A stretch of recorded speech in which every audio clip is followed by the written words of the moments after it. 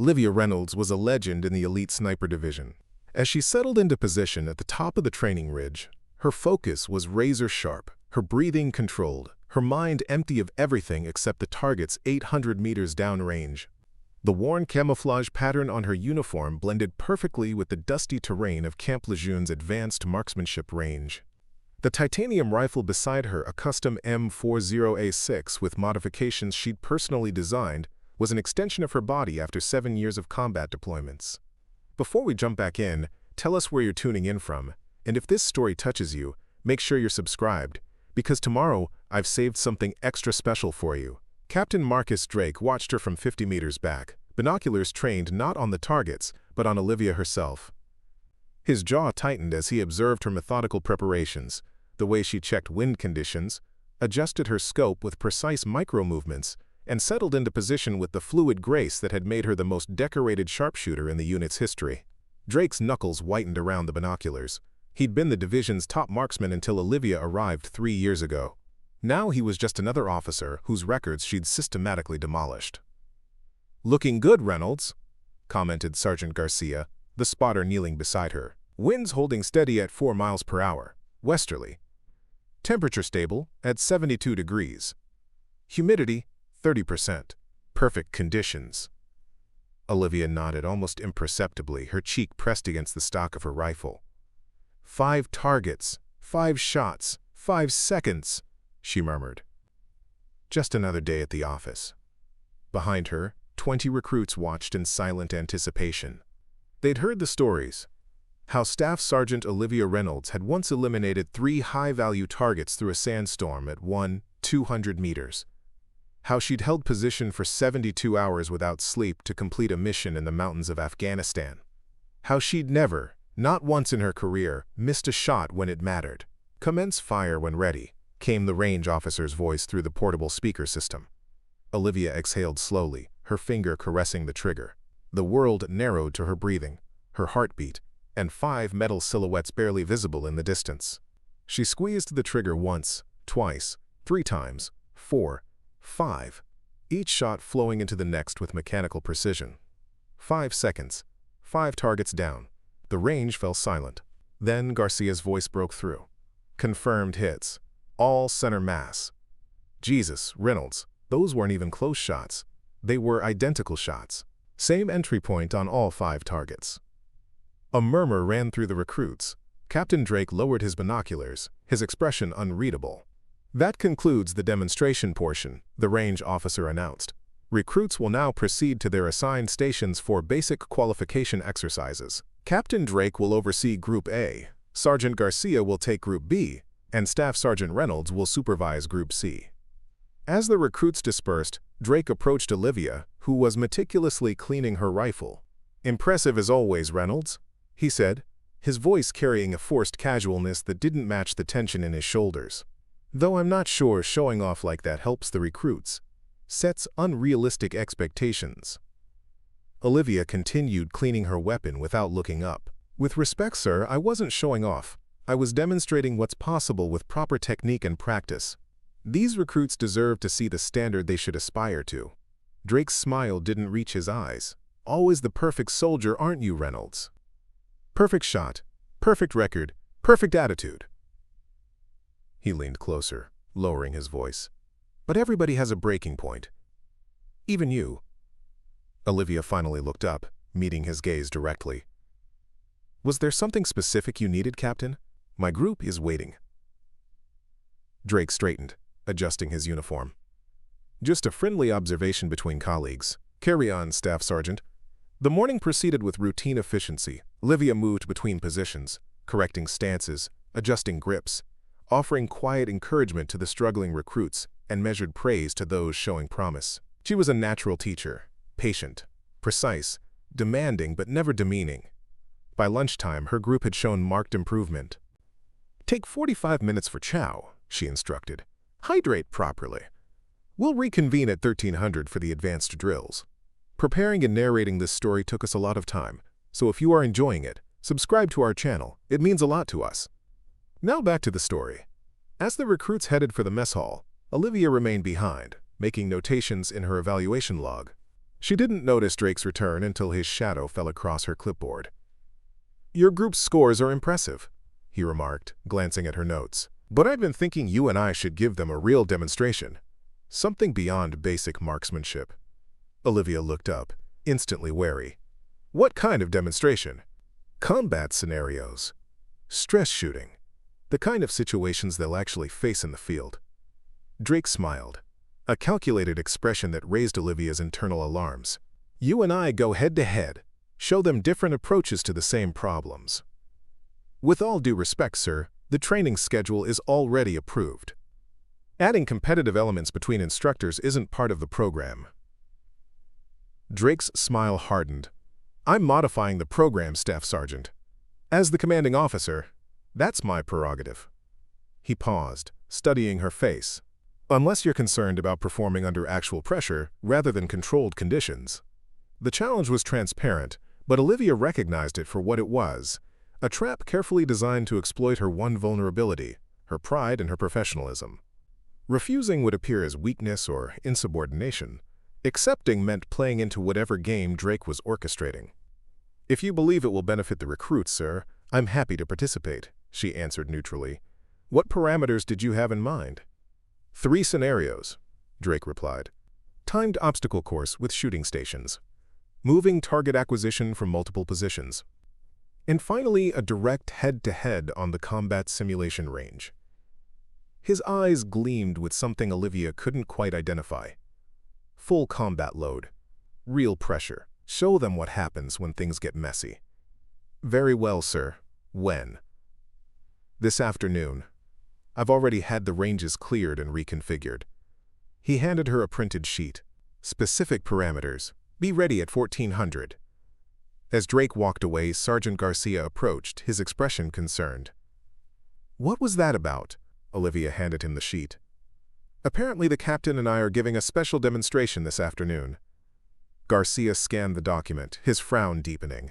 "This isn't standard training. These are competition parameters, and they're heavily skewed to favor his strengths over yours." He looked up.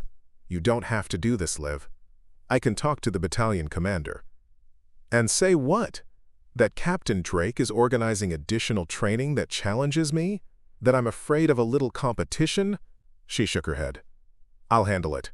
Whatever he's planning, I'll adapt." "That's what worries me," Garcia muttered. "Drake's been acting strange ever since the Joint Chiefs selected your shooting program over his for implementation across the Corps. This isn't just about competition. It feels personal." Olivia packed up her notes, her mind already calculating angles and approaches for the challenges ahead. "Then I'll keep it professional. That's all I can do." The afternoon arrived with an unexpected development. The entire battalion had assembled to watch the demonstration.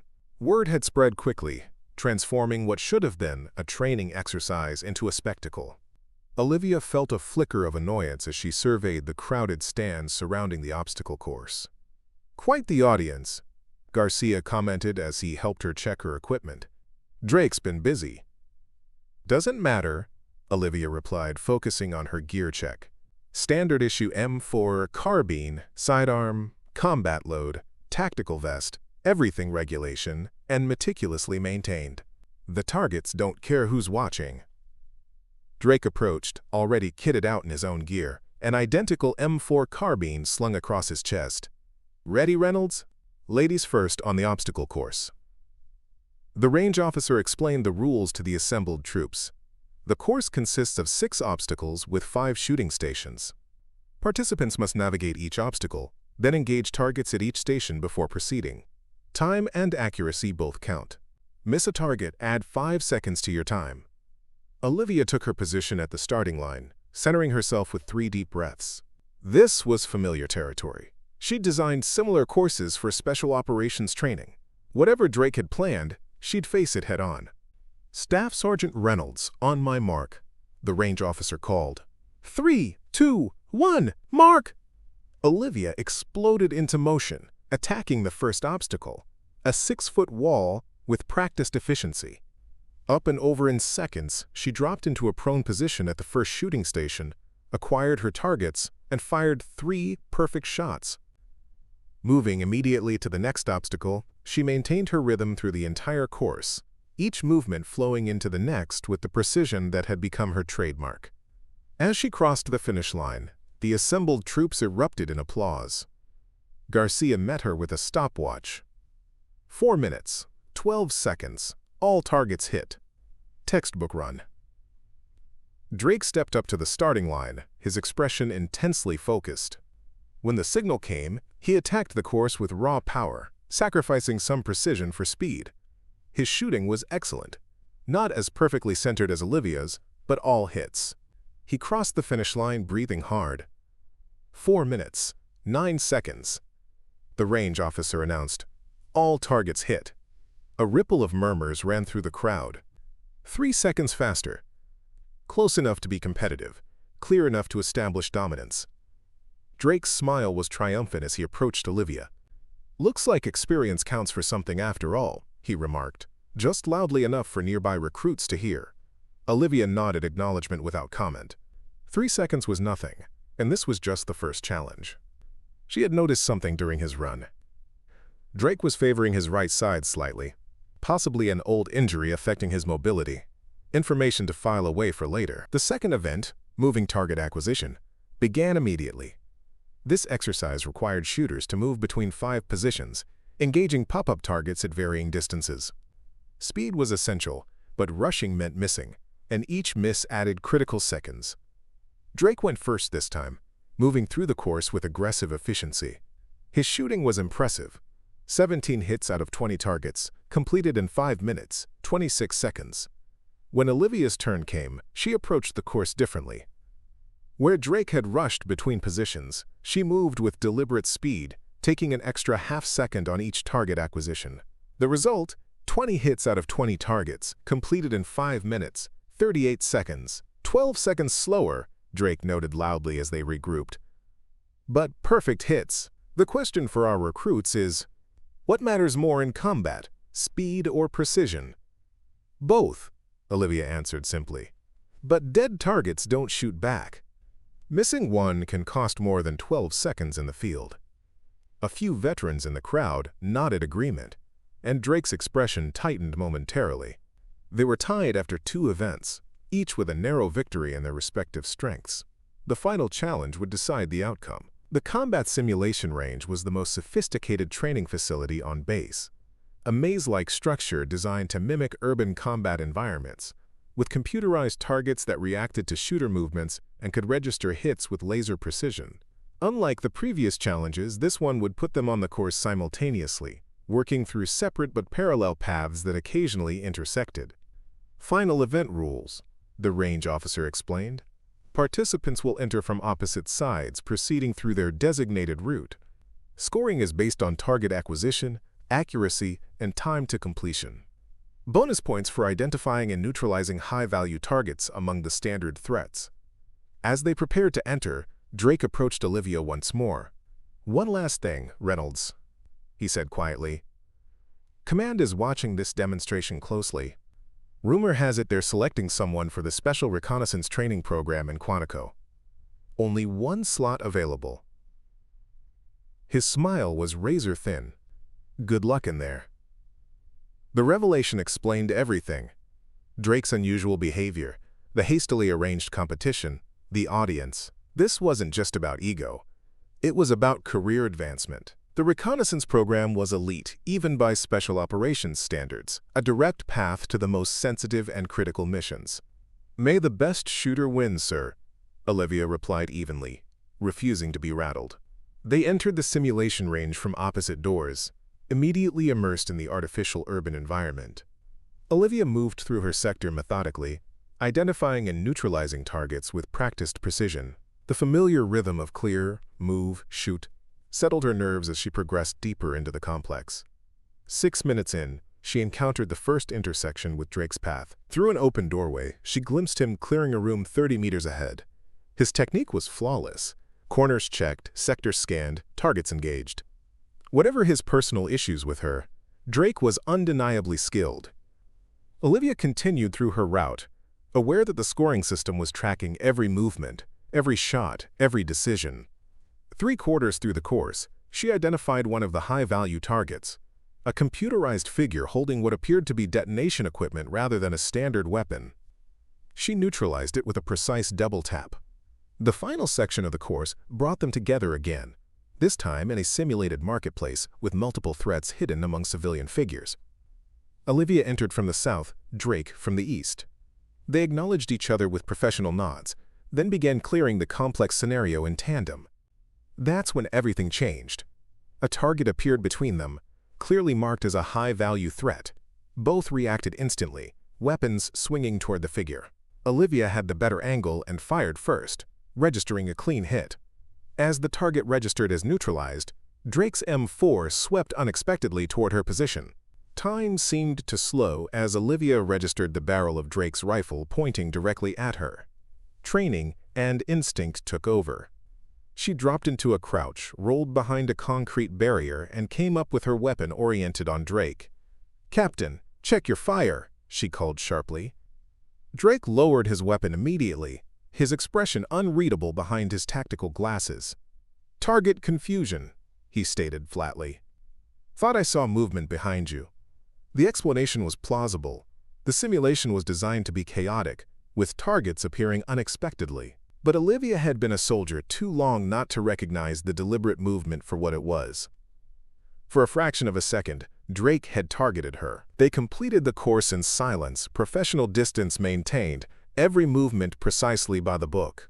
When they emerged, the range officer approached with the scoring tablets. "Remarkable performance from both participants," he announced to the assembled troops. Captain Drake completed the course in 18 minutes, 12 seconds, with 32 target acquisitions, 30 hits, and 2 high-value target identifications. A solid performance by any standard. Drake's confident smile returned as he accepted the polite applause. Staff Sergeant Reynolds, the range officer continued, completed the course in 17 minutes, 47 seconds, with 33 target acquisitions, 33 hits, and 3 high-value target identifications. The applause was thunderous. A clear victory across all metrics.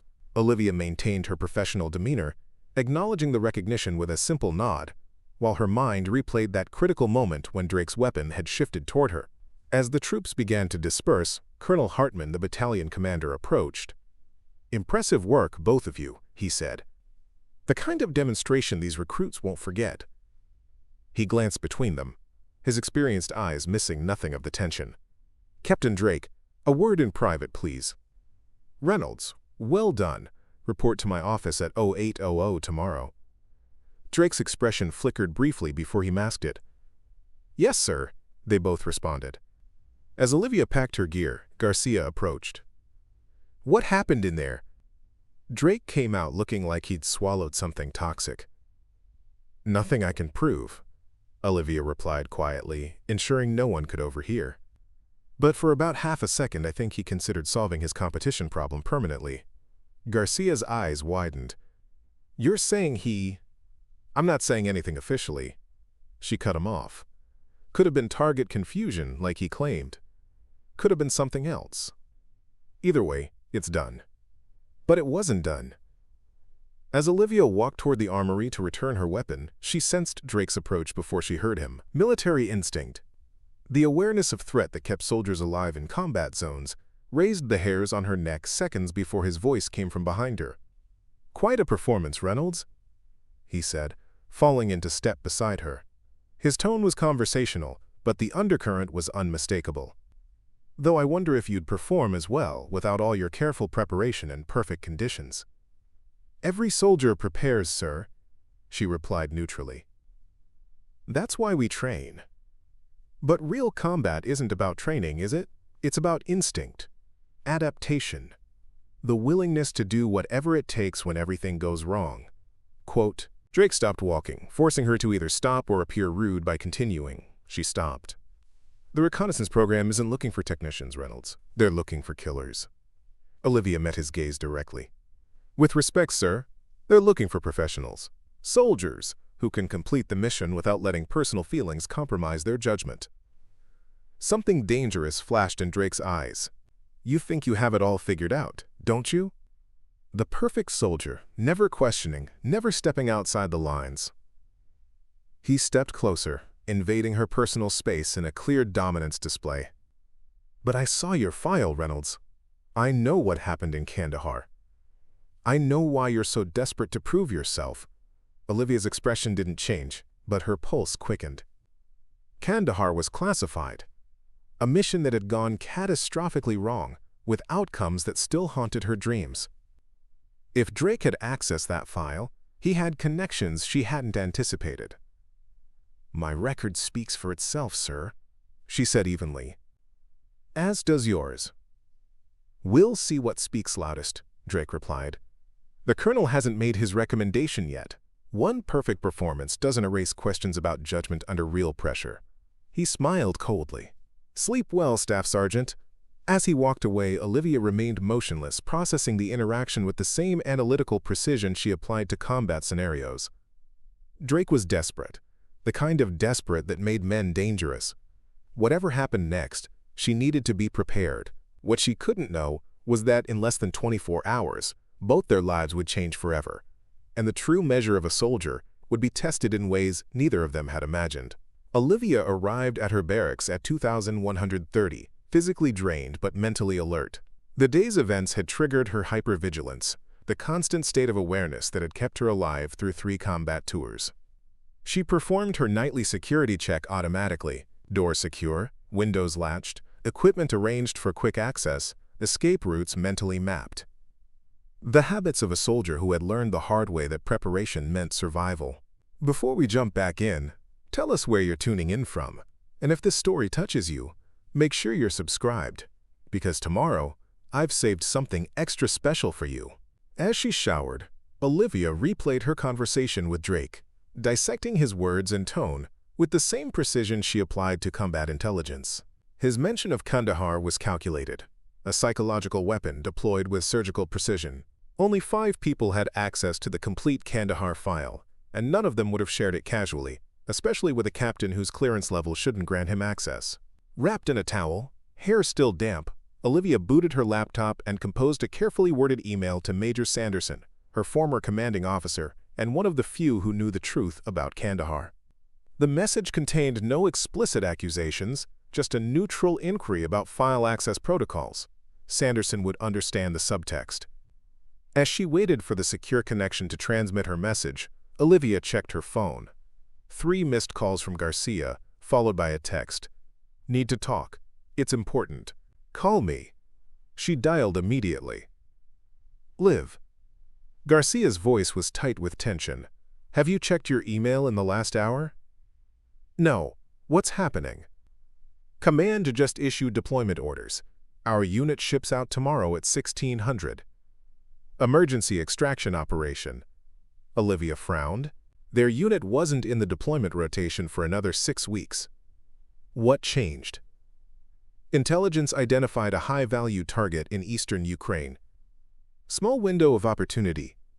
Need for precision shooting in complex terrain. Battalion sending a reduced element, just 8 of us. You, me, Davis, Kowalski, Matthews, Jimenez, Thompson. He paused. And Drake. The inclusion of Drake converted a strange situation into something potentially dangerous. "Drake's commanding?" "Affirmative. Orders came directly from Colonel Hartman."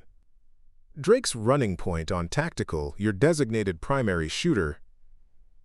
The pieces aligned with disturbing clarity. "This doesn't make sense, Miguel. We're in the middle of a training cycle. There are 3 other qualified sniper teams in rotation before us." "I know. That's why I'm calling. Something feels off." Olivia sat on her bunk, mind calculating possibilities. When did Drake learn about the deployment? That's the thing. He didn't seem surprised when the orders came through, almost like he was expecting it. Preparing and narrating this story took us a lot of time, so if you are enjoying it, subscribe to our channel. It means a lot to us. Now back to the story. "I need you to do something for me," Olivia said after a moment. "Check ammo requisitions for tomorrow's loadout. Document everything. Serial numbers, lot numbers, chain of custody. and find a reason to be present during weapons issue. You think he'd go that far? Garcia's voice dropped to a whisper. I think a man who targets a fellow Marine during a training exercise is capable of anything. Just watch my 6. I'll see you at briefing 0700. After ending the call, Olivia sent a second encrypted message, this one to an unlisted number belonging to Gunnery Sergeant Helen Cho at Joint Special Operations Command. The message was brief. Verify deployment authorization for Unit 8/5, Operation Thunderbolt. Possible compromise. Authentication code Sierra Echo Victor 97. Sleep came in tactical increments, 20 minutes of deep rest, followed by full alertness, a pattern developed during extended operations in hostile territory. By 0545, Olivia was fully prepared, her gear meticulously packed, her mind centered on the mission parameters despite the lingering questions about its origin. The battalion headquarters buzzed with pre-deployment activity when Olivia arrived at 0645. She spotted Garcia immediately, his expression confirming he'd completed the tasks she'd requested. With a subtle nod, he indicated they should speak privately. Ammunition requisition shows anomalies, he murmured once they were alone in a supply closet. Standard issue for everyone except you. Your rounds came from a separate lot number, signed out by Drake himself rather than the armory sergeant. Did you verify the rounds? Didn't have a chance.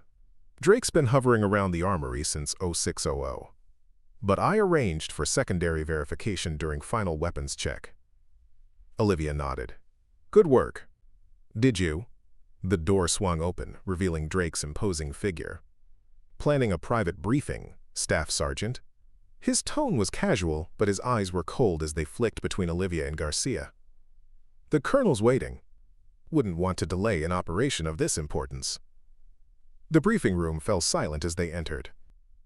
Colonel Hartman stood at the front, flanked by intelligence officers and communication specialists. 8 chairs arranged in a semicircle contained the rest of the selected team, all experienced operators with multiple combat deployments. Now that we're all present, Hartman began, let's review the mission parameters. Operation Thunderbolt is a precision extraction with extreme time sensitivity. Intelligence has confirmed that Viktor Korzakov, former Russian Special Forces commander turned arms dealer, will be at a remote hunting lodge near the Polish-Ukrainian border for approximately 12 hours, starting at 0200 tomorrow local time. Satellite imagery appeared on the main screen, a sprawling wooden structure surrounded by dense forest, with a single-access road and what appeared to be substantial security presence. Korzakov is traveling with reduced security due to the sensitive nature of his current negotiations. This represents our best opportunity to apprehend someone who has been on our high-value target list for over 5 years. Hartman turned to Drake. Captain Drake will command the tactical element. Staff Sergeant Reynolds will serve as primary shooter, with Sergeant Garcia as spotter. The remaining team will provide security and extraction support. Drake stepped forward, taking control of the briefing with confident authority. Our insertion point is here. He indicated a clearing 3 kilometers from the target. We move on foot through the forest to avoid detection. Primary shooting position has been identified on this ridge, offering clear line of sight to the main entrance and eastern windows of the lodge. As Drake outlined the tactical approach, Olivia studied the intelligence materials with growing concern. The operation timeline was compressed beyond normal parameters, the intelligence unusually specific for such a notoriously elusive target, and the security assessment suspiciously optimistic. When Drake concluded the overview, Olivia raised her hand. Sir, the intelligence suggests Korzakov travels with at least 12 personal security contractors, all former Spetsnaz. The briefing materials only account for 6 security personnel. What's our contingency if the intelligence is incomplete? Drake's expression tightened momentarily. The intelligence is solid, Reynolds. Korzakov is traveling light for this specific meeting. If you'd reviewed the complete file, you'd know that. With respect, sir, I have reviewed the complete file. Page 17 notes that Korzakov has never been observed with fewer than 10 security personnel in the last 3 years. It seems unusual that he'd change protocol for this meeting. A flicker of uncertainty crossed Colonel Hartman's face. Captain Drake addressed Staff Sergeant Reynolds, concerned. Drake's smile didn't reach his eyes. The unusual security reduction is precisely why this window of opportunity is so critical. Korzhakov feels secure in this remote location and has diverted personnel to another operation. But if Staff Sergeant Reynolds doesn't feel confident in her abilities to execute under these parameters, I can certainly reassign the primary shooter role. The challenge was clear: push further and risk being removed from the mission. Olivia met Drake's gaze steadily. "No need, sir. I'm fully prepared to execute the mission as briefed. I simply wanted to ensure all contingencies were considered." "Your thoroughness is noted, Staff Sergeant." Hartman interjected. "Captain Drake, ensure the team reviews all contingency scenarios during your tactical rehearsal. You deploy in 8 hours." Dismissed. As the team filed out, Olivia's phone vibrated with an encrypted message notification. She stepped aside, opening the secure communication app to find a response from Gunny Cho. Authorization verified through unusual channels. Colonel Hartman requested special clearance directly from General Mitchell, bypassing standard protocol. Proceed with caution. Full technical support available on secure channel DELTA-7. The message confirmed Olivia's suspicions without resolving them. The operation was officially sanctioned, but through irregular channels. Drake had somehow orchestrated a situation that would put her in a vulnerable position in hostile territory, under his direct command. Garcia appeared at her side, his expression grim. "Armory Sergeant confirmed anomalies with your ammunition. Primer residue showed unusual coloration. He's replaced your full loadout with standard issue from the main inventory, documented with witnesses." Olivia nodded, keeping her voice low. Drake's playing a dangerous game. The question is whether Colonel Hartman is aware of it. "What's our play?" Garcia asked. "We execute the mission exactly as briefed. Keep everything by the book. Document everything. And watch for the moment Drake shows his hand." The next 7 hours passed in rigorous preparation: weapons checks, communications testing, final intelligence reviews, and tactical rehearsals. Drake ran the preparation with professional precision, showing none of the personal animosity from the previous day. If anything, his demeanor toward Olivia had shifted to something resembling respect, complimenting her suggestions during the rehearsal and incorporating her feedback into the final approach plan. The change was more unsettling than the open hostility had been. Olivia maintained her professional focus while mentally noting every detail that might later prove significant. Whatever Drake was planning, she would be ready. At 15:30, the team assembled on the tarmac where a C-17 Globemaster waited to transport them to a forward operating base in Poland. Colonel Hartman arrived for a final briefing, pulling Drake aside for a private conversation before addressing the team. "Marines, you've been selected for this mission because you represent the finest capabilities our Corps has to offer. This operation requires the highest levels of precision, discipline, and adaptability. I expect you to execute your duties with the excellence that defines our service." His gaze lingered on Olivia. "Staff Sergeant Reynolds, a moment before you board." As the rest of the team loaded onto the aircraft, Hartman led Olivia several paces away, his expression uncharacteristically uncertain. "Reynolds, I received some unusual communications regarding this operation after our briefing. General Mitchell personally confirmed authorization, but there were discrepancies in the request chain that raised questions." He studied her face carefully. "Is there something about this deployment I should know?" Olivia weighed her response carefully. Without concrete evidence, accusations against Drake would sound like personal rivalry. "Sir, I have some operational concerns about the intelligence assessment and compressed timeline, but nothing that would compromise mission execution." Hartman nodded slowly. "Your record speaks for itself, Reynolds. Your judgment in the field has saved lives numerous times." He handed her a sealed envelope. "This contains emergency extraction protocols and direct communication channels to JSOC. Use them if the situation demands." "Thank you, sir." "One more thing, Reynolds. The recommendation for the reconnaissance program was submitted this morning. Based on yesterday's demonstration and your overall service record, I selected you." Captain Drake was informed shortly before the deployment orders arrived. The timing confirmed what Olivia had suspected. Drake had engineered the deployment after learning he'd lost the position he coveted. Whatever he was planning had been hastily arranged after that news. "I'm honored, sir. I'll continue to serve with the excellence the Corps expects." Hartman's hand rested briefly on her shoulder, an unusual gesture from the normally reserved commander. "Watch your six out there, Staff Sergeant. Something doesn't feel right about this one." The flight to Poland passed in tense silence. Drake reviewed mission parameters once more before instructing the team to rest until arrival. Olivia used the time to mentally rehearse every aspect of the operation, identifying potential failure points and developing contingency plans for each.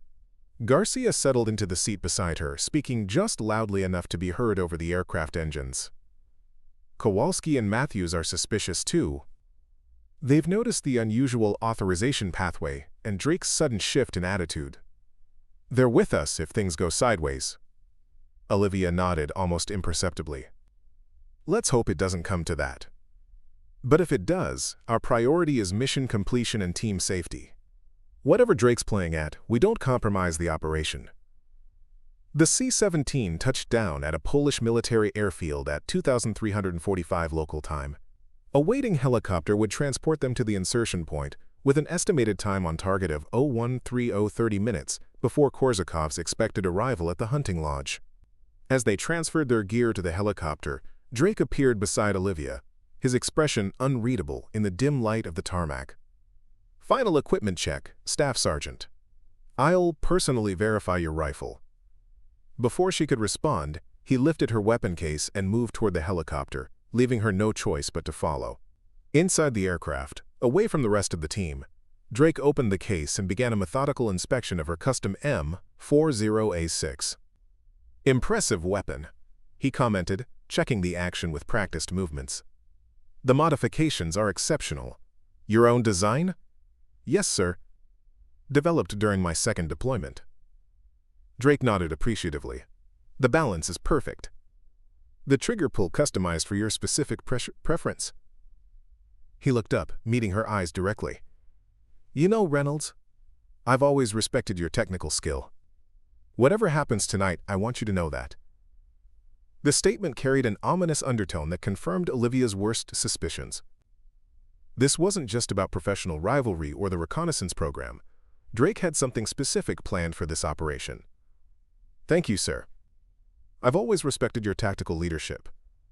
The response was diplomatic, betraying none of her internal alertness. Drake handed the rifle back, his fingers brushing against hers in the exchange. "We'll make a good team tonight, Reynolds. Focus on the mission, and everything else will take care of itself." The helicopter lifted off at 0030, carrying the 8-person team toward their insertion point. The vibration of the aircraft provided cover for Garcia to lean close to Olivia. "I checked your rifle after Drake. Everything looks clean, but he spent extra time examining your scope. Watch for any zero shifts when you set up." Olivia nodded, already planning to perform a complete recalibration at the shooting position regardless of time constraints. Whatever Drake had planned, she wouldn't allow it to compromise the mission or endanger her team. The helicopter touched down in a small clearing at 0112, the rotors stirring the dense forest canopy as the team rapidly disembarked. Drake signaled for communication silence, leading them into the tree line with practiced stealth. The forest was midnight dark, requiring night vision equipment for navigation through the dense undergrowth.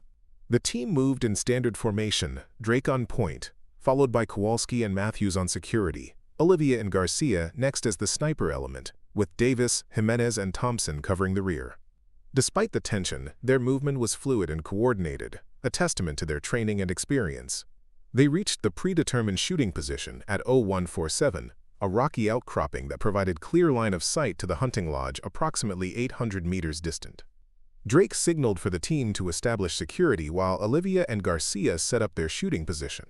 "Primary target will arrive via the main road, likely in a 3-vehicle convoy," Drake whispered, joining them at the forward edge of the outcropping. "Intelligence indicates he'll be in the middle vehicle.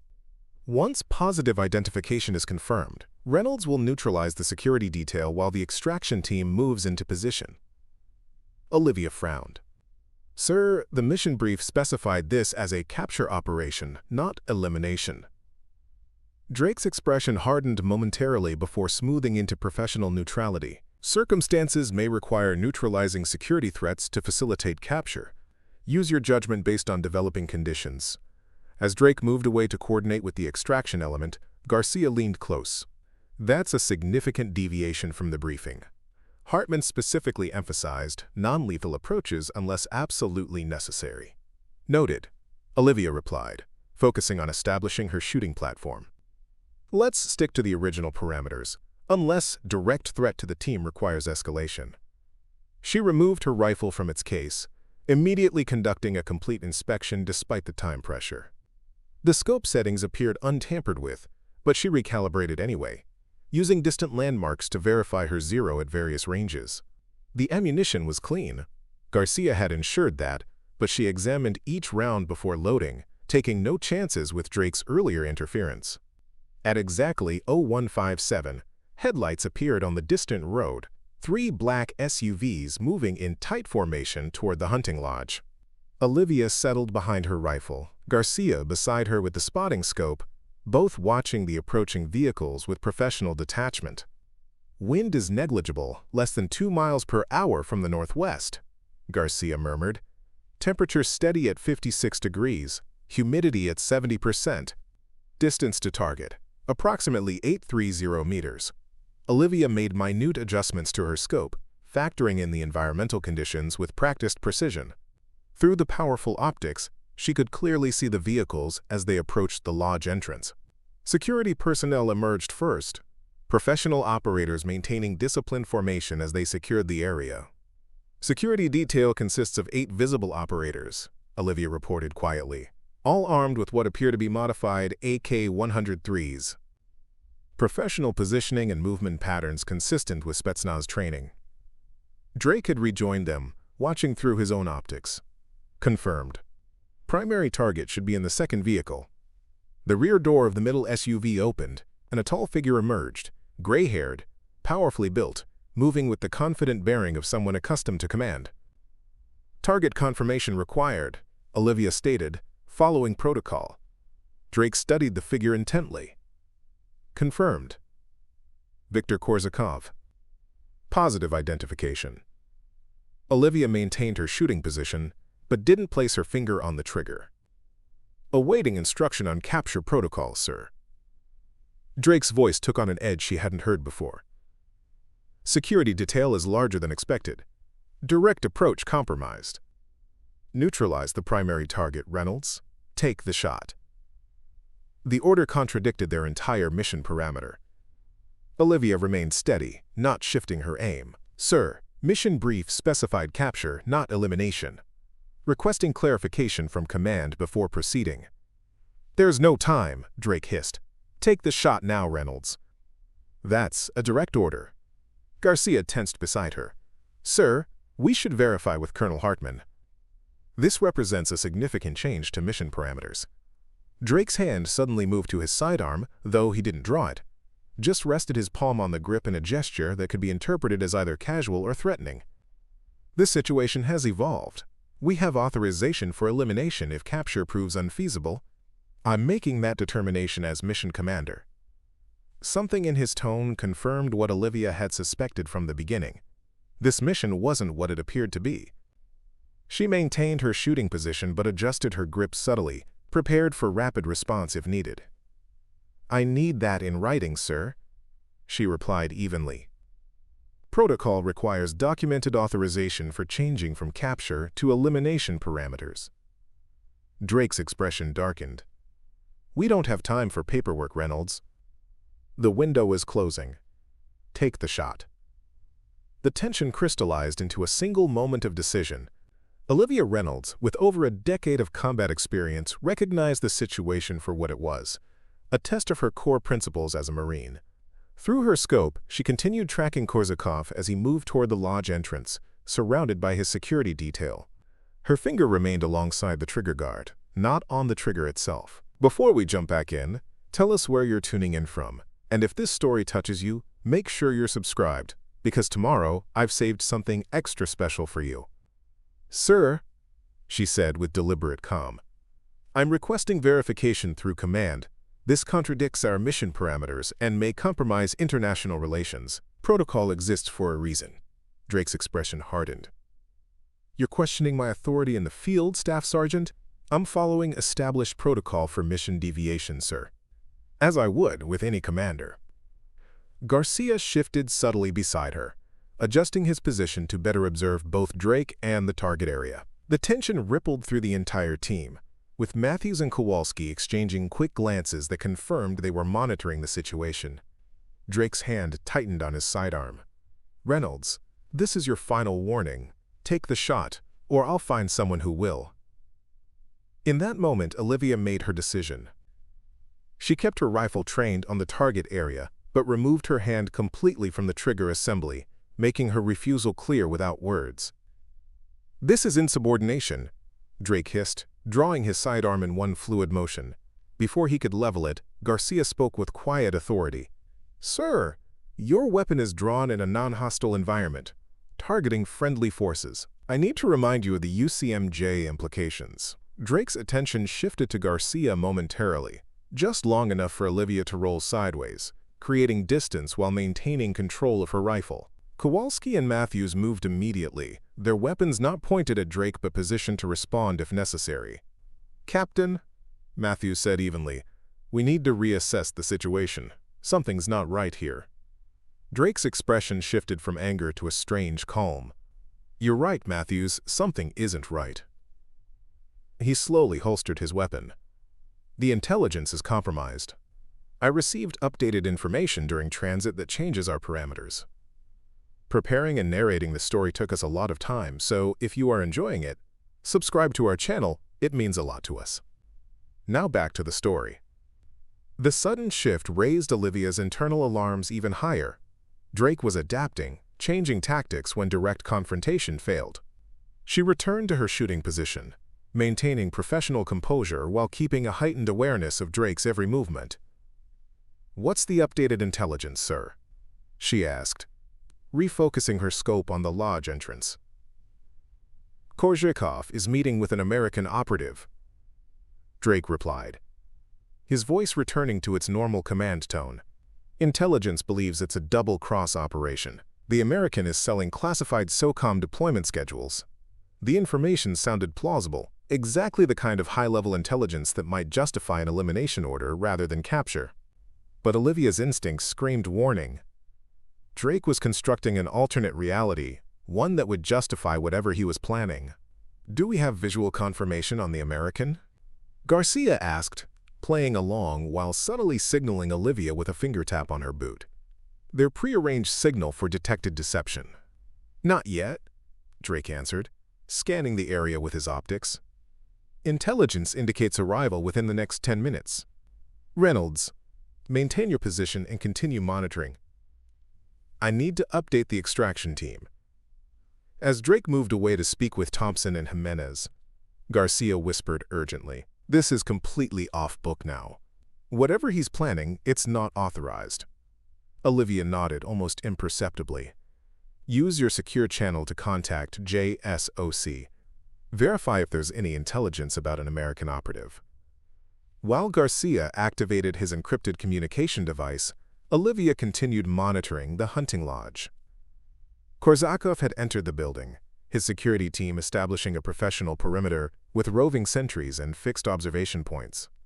Their deployment pattern was textbook Spetsnaz, disciplined, thorough, and alert. Whatever was happening inside that lodge was being protected with elite-level security. Garcia returned to her side minutes later, his expression grave. "JSOC has no intelligence about any American operative meeting Korzhikov. They're requesting immediate situation report and mission status." Olivia processed this confirmation of her suspicions with cold clarity. Drake is operating outside official parameters. This puts the team and mission at risk. She glanced toward Drake, who was engaged in intense conversation with Thompson. "We need to re-establish proper command structure." "How? He's still the ranking officer." "Not if he's compromised mission integrity." Olivia reached into her tactical vest, retrieving the sealed envelope Colonel Hartman had given her before departure. Inside was a single sheet with emergency protocols and a command authentication code. Hartman suspected something wasn't right. "This gives me temporary tactical command if mission parameters are compromised." Before they could implement the protocol, Drake returned, his manner now professionally detached. Change of plans. We've received confirmation that Korzakov is meeting with Chinese intelligence, not American. The situation is more complex than initially briefed. He turned to Olivia. Reynolds, I owe you an apology. Your instinct to verify was correct. We'll proceed with observation only until we receive updated orders from command. The abrupt reversal was disturbing. Drake was improvising, creating increasingly complex scenarios to maintain control of the situation. Olivia nodded acknowledgement without comment, continuing her observation of the lodge while Garcia maintained his position beside her. Sir? Matthews called softly from his security position. Vehicle approaching from the north access road. Single SUV, driving without lights. All attention shifted to the new development. Through her scope, Olivia observed a black Range Rover, moving slowly along the narrow forest road toward the lodge. No headlights, careful speed. Someone attempting to arrive undetected. Maintain positions, Drake ordered. This could be our intelligence target. The vehicle stopped 50 meters from the lodge entrance, remaining in the shadows beneath the forest canopy. After a moment, a single figure emerged, male, approximately 6 feet tall, dressed in civilian clothing but moving with military precision. The darkness made identification impossible without night vision. Reynolds, can you identify? Drake asked, his tone now perfectly professional. Olivia adjusted her scope, switching to thermal imaging to better identify the figure in the darkness. What she saw froze her blood. The thermal signature revealed a familiar pattern of equipment consistent with U.S. military special operations gear, including what appeared to be a tactical communication device and concealed body armor. Subject appears to be using U.S. military-grade equipment, she reported carefully. Cannot confirm identity from this distance. Drake nodded, studying the figure through his own optics. As suspected. Maintain observation. Do not engage unless directly ordered. The unknown figure approached the lodge cautiously, checking sight lines and potential observation points with practiced efficiency. When he reached the entrance, one of Korzakov's security team emerged, conducted a brief exchange, then escorted him inside. Subject has entered the building, Olivia reported. Security protocols suggest expected arrival. Drake's expression had become unreadable. Continue monitoring all entrances and windows. Report any visual on the subject or Korzakov. For the next 20 minutes, the team maintained their observation positions. No further activity occurred outside the lodge, though occasional movements were visible through the windows.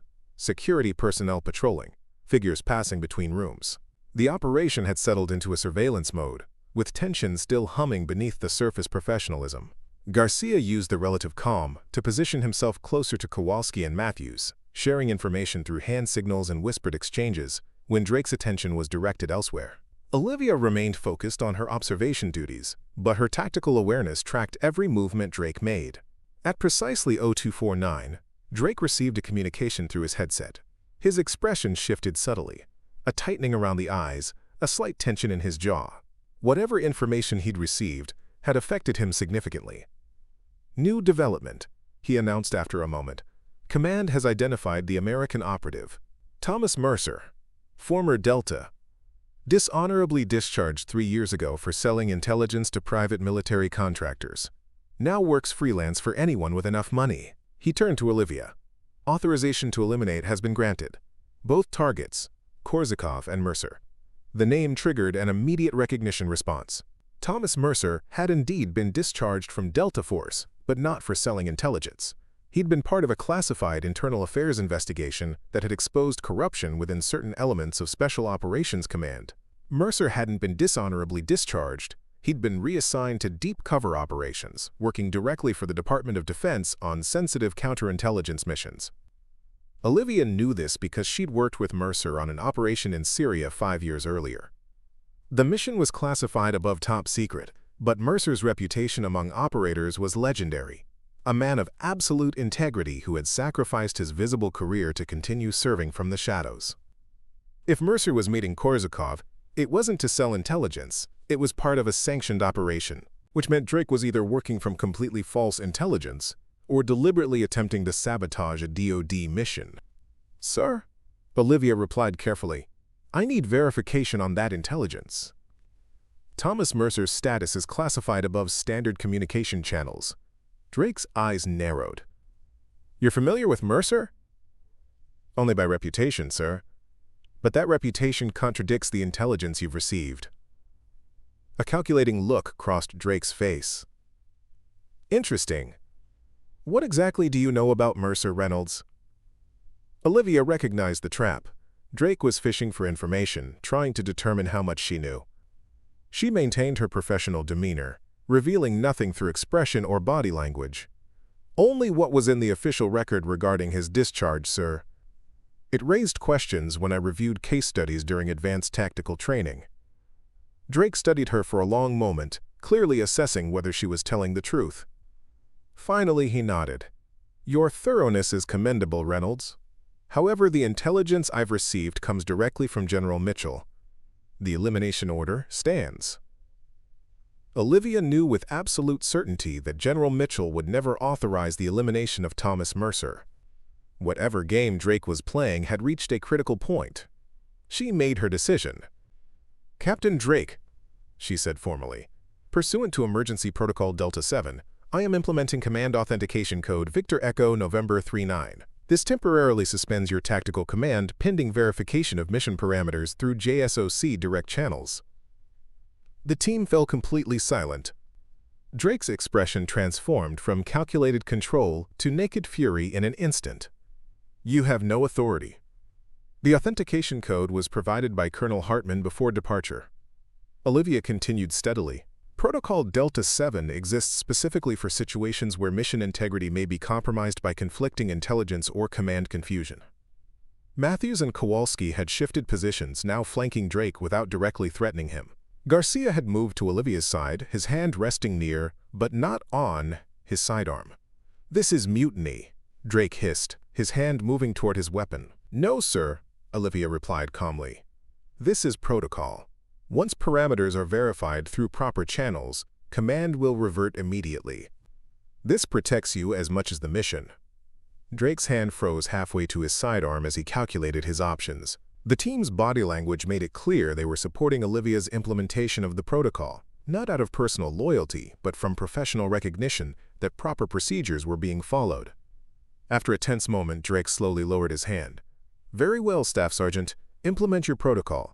But when this proves to be a mistake, your career is finished. Understood, sir. Garcia, establish secure communication with JSOC using Authentication Sequence Omega-3. Request direct verification of mission parameters and elimination authorization. While Garcia set up the secure communication equipment, Olivia maintained her observation position, continuing to monitor the hunting lodge with professional focus. Drake stood apart from the team, his posture rigid with barely contained fury. 5 minutes later, Garcia returned with the encrypted communication device. JSOC confirms no elimination authorization has been issued for this operation. Original parameters remain in effect. Observation and intelligence gathering only. No contact with any parties at the target location. Olivia nodded, relief carefully hidden beneath her professional demeanor. Thank you, Sergeant. She turned to Drake. Sir, with verification complete, tactical command would normally revert to you. However, given the significant discrepancy between your stated intelligence and official verification, I'm requesting you voluntarily stand down while we complete the mission under original parameters. The underlying message was clear. Accept temporary removal from command, or face a formal report regarding attempted unauthorized elimination of potential friendly assets. Drake's expression was unreadable for several long seconds. Then, with military precision, he removed his tactical command insignia and handed it to Matthews. I'm standing down under protest. This decision will be reviewed at highest levels upon return to base. Acknowledged, sir. Thank you for your professionalism. Olivia turned to the team. We continue the mission under original parameters. Observation only. No contact. Matthews, coordinate security rotation. Kowalski, maintain comms with extraction team. Garcia, with me on primary observation. The team shifted smoothly into their new roles, the momentary command crisis resolved with minimal disruption to operational security. Drake positioned himself at the edge of the outcropping, maintaining observation but removed from direct tactical decisions. For the next 2 hours they monitored the hunting lodge, recording security patterns, and documenting all movement. The unknown figure, possibly Mercer, remained inside, as did Korzakov. No additional vehicles arrived or departed. At 0457, Garcia nudged Olivia gently. Movement at the main entrance. Through her scope, Olivia observed Korzakov emerging from the lodge, accompanied by the unknown figure. They stood talking for several minutes, then shook hands. Not the casual handshake of strangers, but the firm grip of men who had reached an understanding. Possible exchange completed, Olivia reported. Both subjects appeared to be departing. As she tracked their movement, a glint of metal caught her attention.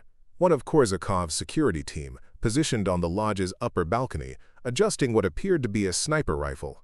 The security operator was orienting toward the unknown figure, not toward potential external threats. Security compromise, Olivia said sharply.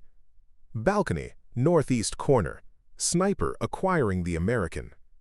The situation crystallized in an instant. Korzakov's team was preparing to eliminate the American after their meeting concluded. If the man was indeed Thomas Mercer on a sanctioned operation, his life was in immediate danger. Drake moved swiftly to her side, professional instincts overriding personal animosity. Confirmed. Sniper in position with clear shot on the American. Options? Olivia asked, already calculating trajectories and response scenarios. Limited, Drake replied grimly. If we engage to protect the American, we compromise our position and potentially trigger an international incident. If we don't engage, we may be allowing the assassination of a U.S. operative. The ethical complexity of the situation transcended their personal conflict. Both Marines assessed the scenario with cold professionalism, weighing impossible options against core principles. I have the shot, Olivia said quietly. I can neutralize the sniper without hitting Korzakov or the American. Drake studied the situation through his optics. Shot distance? 875 meters. Wind negligible. Clear line of sight. That's beyond standard engagement parameters for this operation. But within my capability, Olivia replied simply. Drake was silent for a moment, weighing the implications. Then he nodded once. Take the shot, Reynolds. Protect the American. The authorization represented a significant shift, Drake setting aside personal conflict to support the right tactical decision.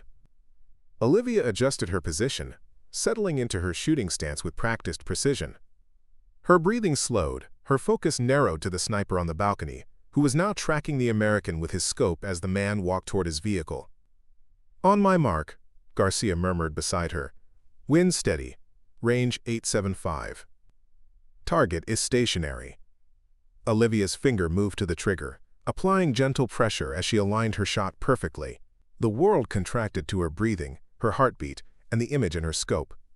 Send it, Garcia whispered. She exhaled half a breath and squeezed the trigger. The rifle bucked against her shoulder, the sound suppressed but still audible in the pre-dawn stillness. Through her scope, she watched the sniper on the balcony jerk backward, her round striking precisely where intended, his shooting shoulder, a disabling wound rather than a kill shot. Chaos erupted immediately. Korzakov's security team responded with professional precision, surrounding their principal and rushing him toward the nearest vehicle. The American, possibly Mercer, dropped into a defensive crouch, then sprinted for the tree line rather than his vehicle, moving with the practiced efficiency of a trained operator. Target neutralized, Olivia reported. American is moving to cover. Korzakov's team is initiating emergency extraction. Drake was already issuing orders to the team. Prepare for immediate withdrawal. Our position may be compromised. Maintain discipline and follow standard egress protocol. The momentary cooperation, born of tactical necessity, had restored professional dynamics, though the underlying tensions remained unresolved. Olivia began breaking down her shooting platform with practiced efficiency, while Garcia maintained observation on the target area. Reynolds, Drake said quietly as the team prepared to move, that was an exceptional shot. Thank you, sir. When we return to base, we'll have significant issues to resolve regarding command protocols and intelligence verification. Olivia met his gaze directly. Yes, sir. I expect a full review of all decisions made during this operation. A flicker of something, respect, perhaps, or simple acknowledgement, crossed Drake's face before he nodded once and turned away to coordinate the team's withdrawal. As they prepared to move out, Garcia leaned close to Olivia. "You realize what just happened? You forced Drake to make the right call by making it impossible for him to justify the wrong one." Olivia secured her rifle in its case with practiced movements. Sometimes leadership means creating a situation where doing the right thing is the only viable option. "Is that what they teach in the reconnaissance program?" Garcia asked with a hint of a smile. "No," Olivia replied, shouldering her gear as they prepared to move out. "That's what I learned in Kandahar." The team moved through the forest with disciplined silence, retracing their path to the extraction point, where the helicopter would return for them. Dawn was breaking through the trees, casting long shadows across their path and illuminating a day that would bring consequences none of them could fully anticipate. Whatever awaited them back at base, investigations, debriefings, potential disciplinary actions, Olivia knew she had maintained her core principles when it mattered most. In the crucible of impossible choices, she had found the path that honored her oath as a Marine and her integrity as a leader. And in that moment of perfect clarity, when her finger had pressed the trigger to save an unknown American from assassination, she had demonstrated the truth that defined her career. When principles and duty aligned perfectly, there was no shot too difficult to take, no challenge too great to overcome. The extraction helicopter settled onto the landing zone with practiced precision, rotors whipping the tall grass into frenzied patterns. The team boarded in tactical sequence, security elements first, followed by command and specialized personnel. Olivia entered last, her rifle case secured across her back, eyes scanning the perimeter until the moment the skids left the ground. "Before we jump back in, tell us where you're tuning in from, and if this story touches you, make sure you're subscribed, because tomorrow, I have saved something extra special for you." No words were exchanged during the 30-minute flight back to the Polish airfield. The cabin hummed with unresolved tension, each team member processing the operation's unexpected developments through their own professional lens. Drake sat rigidly opposite Olivia, his gaze fixed on some middle distance, thoughts impenetrable behind his composed expression. When they touched down, Colonel Hartman was waiting on the tarmac, an unexpected development that confirmed the severity of the situation. His presence at a forward operating location rather than base headquarters signaled high-level concern about the operation's outcome. "Captain Drake, Staff Sergeant Reynolds," he called as they disembarked. "Immediate debrief. The rest of the team will process through standard channels." Olivia exchanged a brief glance with Garcia, who nodded almost imperceptibly, silent confirmation that he would ensure the team's perspective was accurately represented in the official record. Hartman led them to a secure briefing room in the airfield's administrative building, where two additional figures waited, Major General Wilson from Joint Special Operations Command, and a civilian in an impeccable suit who remained unintroduced. "Secure the room," Wilson ordered once they entered. A staff sergeant activated electronic countermeasures, ensuring no listening devices could penetrate their discussion. "I'll be direct," Wilson began once they were seated. "We have a situation that extends well beyond a disagreement over tactical decisions. Captain Drake, you issued an elimination order for Thomas Mercer." "Explain." Drake's composure never wavered. "Sir, I received intelligence through established channels identifying Mercer as a compromised asset, selling classified information to Korsakov. The elimination order came through my secure communications device at 0249, authenticated with appropriate protocols." Wilson's expression hardened. "No such order was issued through any official channel. We verified this through every command echelon. With respect, sir, I can only report what I received. If there was a communication error or intelligence failure, I followed protocol based on the information available to me." Olivia remained silent, watching the exchange with disciplined neutrality, while internally analyzing every nuance. Drake was maintaining his cover story with impressive commitment, but the presence of General Wilson and the unnamed civilian suggested this went far beyond a routine operation review. Wilson turned to Olivia. "Staff Sergeant Reynolds, you implemented Emergency Protocol Delta 7 and temporarily relieved Captain Drake of command. Walk me through your decision process." "Sir, several factors contributed to my decision," Olivia replied with professional precision. "First, the operation parameters changed multiple times in the field without verification through established channels. Second, Captain Drake's elimination order contradicted known information about Thomas Mercer's status. Third, Colonel Hartman had provided authentication codes specifically for use if mission integrity became compromised. And you determined mission integrity was compromised because Thomas Mercer is a sanctioned, deep-cover operative working directly for the Department of Defense on counterintelligence operations. Any elimination order targeting him would, by definition, compromise national security interests. Drake's head snapped toward her, genuine surprise breaking through his composed facade. How could you possibly know that classification-level information, Reynolds? The unnamed civilian spoke for the first time, his voice carrying the measured cadence of someone accustomed to choosing words with surgical precision. Because Staff Sergeant Reynolds worked with Mercer on Operation Ironclad in 2020. Their operational history is classified above your clearance level, Captain Drake. Preparing and narrating this story took us a lot of time, so if you are enjoying it, subscribe to our channel. It means a lot to us. Now back to the story. The revelation landed like a thunderbolt. Drake's expression cycled through shock, calculation, and finally a cold anger as he realized the full implications. "This was a test," he said quietly. "The entire operation was designed to expose me." "Not exactly," Wilson replied. "The operation was legitimate. Korsakov's meeting with Mercer was a sanctioned intelligence-gathering opportunity. Your inclusion on the team was the test."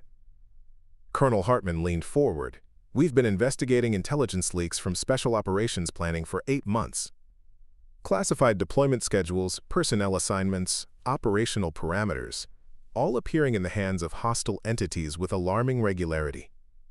The pattern suggested someone with access to high-level planning, but not execution details," the civilian continued.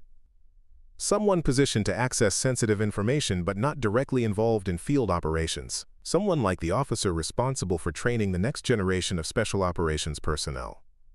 The pieces aligned with devastating clarity. Drake had been using his position as training commander to gather intelligence from incoming and outgoing operators, assembling fragments into valuable intelligence packages that could be sold to the highest bidder. "That's preposterous," Drake stated flatly. "I've served with distinction for 15 years. My record speaks for itself."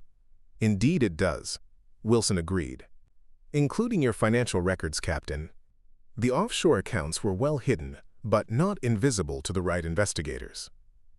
Drake's expression remained impassive, but Olivia noticed the slight tension in his jaw, the almost imperceptible tightening of his hands on the armrests. Subtle tells that confirmed his guilt more clearly than any confession. "Your inclusion in this operation was a final verification," Hartman explained. "We needed to confirm how far you were willing to go, whether your activities were limited to information brokering or extended to direct action against U.S. interests.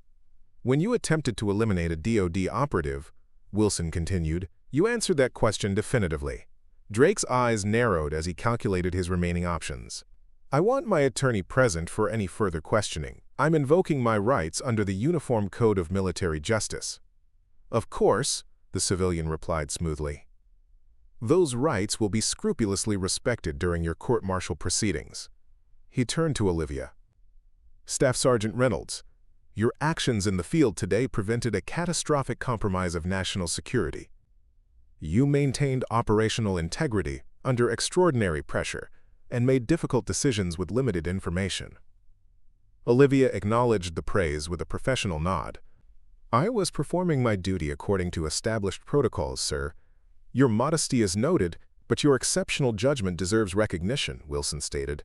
"The reconnaissance program at Quantico will benefit from your experience and ethical foundation." As the debriefing continued, Drake was formally taken into custody by military police who had been waiting outside the secure room. His expression as he was escorted out contained a complex mixture of anger, resignation, and something approaching respect when his gaze briefly met Olivia's acknowledgement from one professional to another that she had outmaneuvered him at every turn. After Drake's removal, the debriefing took a different direction, focused on the operational aspects of the mission and the intelligence gathered on Korsakov's activities. Throughout the discussion, Olivia provided detailed analysis with the precision that had become her trademark, compartmentalizing the personal aspects of the experience to focus on the mission's strategic value. 3 hours later, as the debriefing concluded, Hartman requested a private moment with Olivia. They walked along the airfield perimeter, the Polish countryside, stretching in peaceful contrast to the tension of the past 24 hours. "You handled yourself exceptionally well, Reynolds," Hartman said after they had walked in silence for several minutes. "Few officers could have navigated that situation with your combination of tactical precision and ethical clarity." "Thank you, sir. But I'm troubled by how close we came to disaster. If Drake had succeeded in eliminating Mercer, that possibility was mitigated by several factors, including your presence on the team. We didn't send you in blind, Reynolds. Your history with Mercer wasn't coincidental to your selection." Olivia stopped walking, processing this new information with sudden clarity. "You knew I would recognize the ethical breach. You were counting on it." Hartman nodded. "Your record from Kandahar made you the perfect counterbalance to Drake. That operation revealed your core character. Your willingness to risk everything, including your career, to prevent an unethical action that would have compromised both the mission and our national values." The reference to Kandahar stirred memories Olivia had worked hard to compartmentalize. A mission where she had directly disobeyed orders to prevent the bombardment of a village wrongly identified as an insurgent stronghold. Her actions had saved dozens of civilian lives, but resulted in formal reprimand and temporary suspension from operational duties. "Kandahar nearly ended my career," she observed quietly. "Kandahar proved you were exactly the kind of Marine we need in positions of greater responsibility," Hartman countered. "Technical skill is common, Reynolds. Ethical courage under fire is rare." The perspective shift was profound. What she had viewed as a career setback had actually been the foundation for her selection for increasingly sensitive assignments.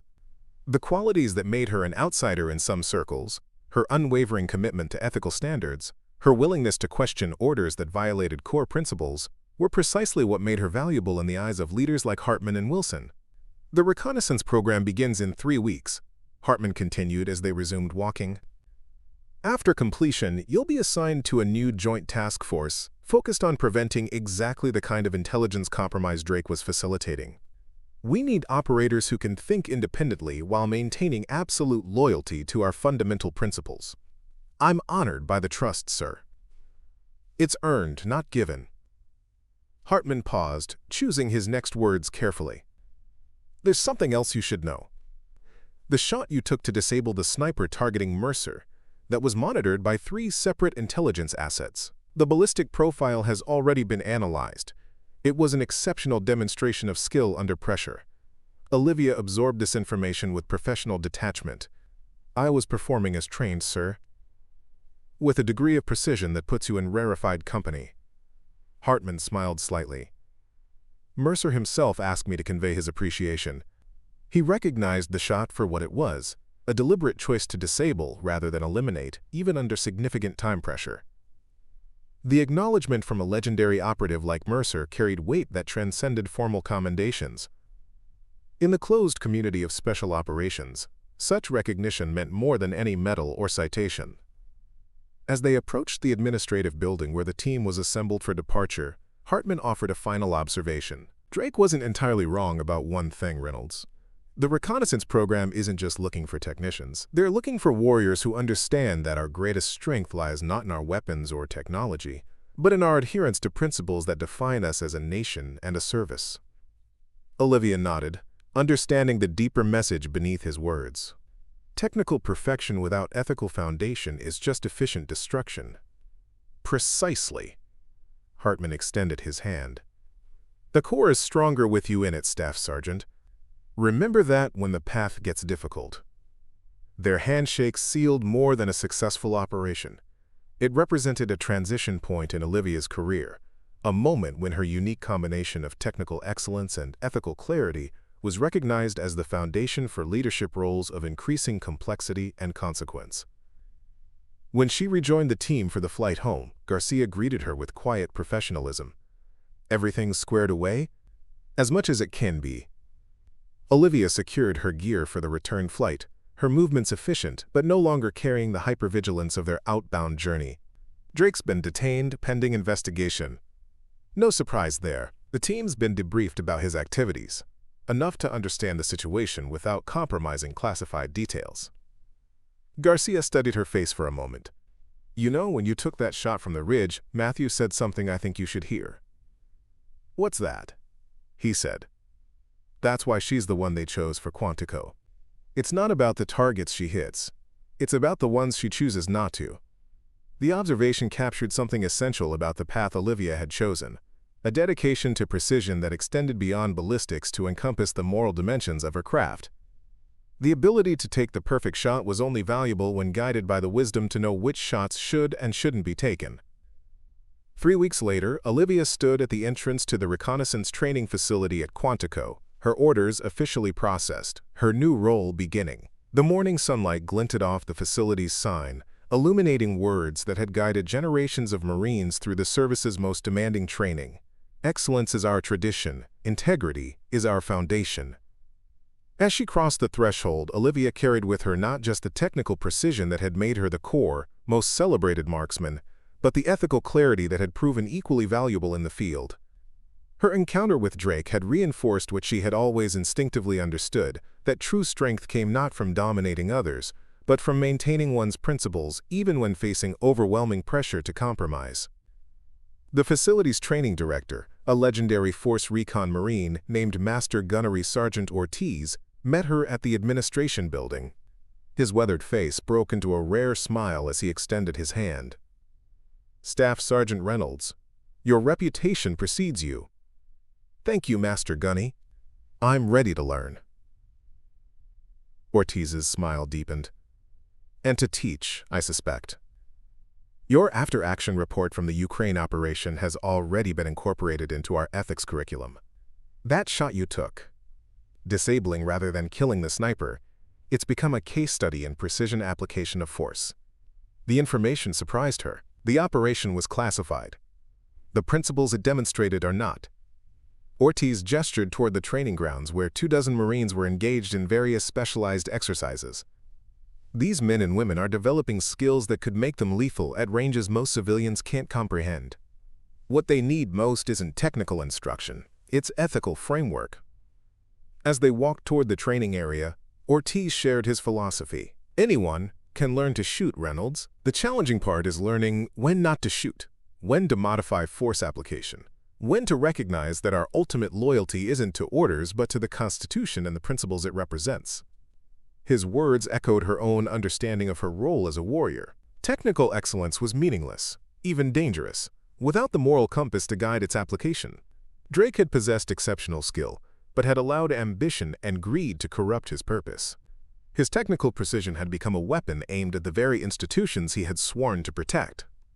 Your first assignment, Ortiz continued, is with our advanced sniper course. The students have mastered the basics. Now they need to understand the ethical dimensions of long-range precision engagement. Olivia nodded. I'd like to start with a case study on threat assessment and force calibration. Based on your Ukraine operation? Quote, no, she replied thoughtfully. Based on Kandahar, Ortiz raised an eyebrow. That's still highly classified. The technical details are classified. The ethical principles are universal. Olivia watched the Marines training in the distance, seeing in them reflections of her younger self. Dedicated, skilled, hungry for excellence. They need to understand that their greatest test won't come from technical challenges. It will come when they're forced to choose between following orders and following their core principles as Marines. Ortiz studied her for a moment, then nodded with approval. That's exactly why you're here, Reynolds. Not just because you can hit a target at 1,000 meters, but because you understand what makes that skill meaningful in service to our nation. As they approached the training area, several of the Marines recognized Olivia, their expressions showing the respect her reputation commanded. She acknowledged them with professional courtesy, already planning how to translate her experiences into lessons that would prepare them for the complex ethical terrain of modern warfare. The morning sun illuminated the shooting range where these Marines would develop the technical precision that defined elite operators. But Olivia knew her true mission extended far beyond marksmanship instruction. She was there to ensure that the next generation understood what had taken her years of service to fully grasp: that a warrior's greatest weapon wasn't the rifle in their hands, but the principles in their heart. In the crucible of combat, when split-second decisions determined life or death, these Marines would need more than technical skill. They would need the moral clarity to recognize right action even when obscured by the fog of war, the courage to maintain their ethical standards even when expedience suggested compromise, and the wisdom to understand that how they fought revealed more about them than who they fought. Olivia Reynolds had come full circle, from the quiet professional who let her skills speak for themselves to a leader who would shape the core future by sharing not just what she had learned, but how she had learned it. The journey that had begun in the dusty training ranges of Camp Lejeune and continued through the forests of Ukraine had led her here, to a place where excellence and integrity formed an inseparable foundation for service. As she prepared to address her first class of advanced students, Olivia recognized that her greatest contribution wouldn't be teaching them how to take the perfect shot, but helping them understand when the perfect shot wasn't the right shot. In that understanding lay the true difference between a technician and a warrior, between someone who could hit any target and someone who chose their targets with the wisdom that defined the finest traditions of the Corps. Up next, you've got 2 more standout stories right on your screen. If this one hit the mark, you won't want to pass these up. Just click and check them out. And don't forget to subscribe and turn on the notification bell so you don't miss any upload from us.